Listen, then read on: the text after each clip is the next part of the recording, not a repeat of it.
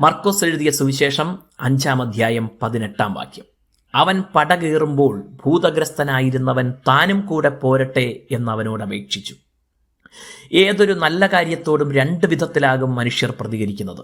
1, അതിനെ പ്രോത്സാഹിപ്പിക്കുന്നവരും. 2, പല കാരണങ്ങളാൽ അതിനെ നിരുത്സാഹപ്പെടുത്തുകയോ എതിർക്കുകയോ ചെയ്യുന്നവരും. ഇവിടെയും യേശുവിനോടുള്ള 2 പ്രാർത്ഥനകൾ അടുത്തടുത്ത വാക്യങ്ങളിൽ ഈ 2 കാര്യങ്ങളെയും പ്രതിഫലിപ്പിക്കുന്നത് കാണാം. ഒരു പട്ടണത്തിനാകെ ഭയവും ഉപദ്രവവുമായിരുന്ന ഒരു മനുഷ്യൻ.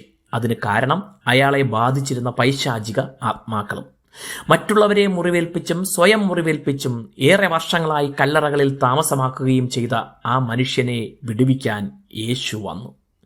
ഗലീലക്കടലിലൂടെ ബോട്ടിലാണ് അവിടുന്ന് വന്നത്. ആ യാത്ര അത്ര എളുപ്പമല്ലായിരുന്നു.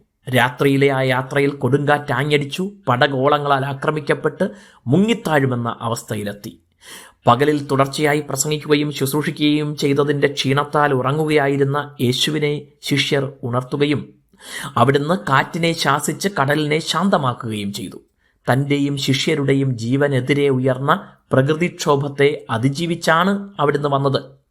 യേശുവിൻ്റെ ദൈവിക ശക്തിക്ക് മുന്നിൽ ആ ഭൂതഗ്രസ്തൻ വിടുതൽ പ്രാപിച്ചു.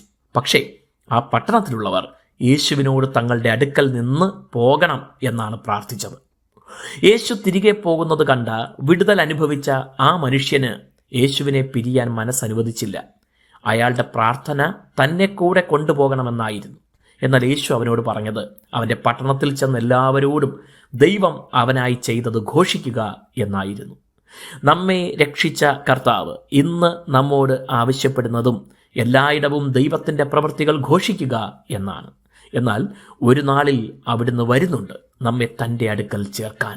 പിന്നൊരിക്കലും വിട്ടുപിരിയാതെ യേശുവിനോട് കൂടെ ആയിരിക്കാൻ അന്ന് നമുക്ക് ഭാഗ്യമുണ്ടാവും. ദൈവം നിങ്ങളെ അനുഗ്രഹിക്കട്ടെ.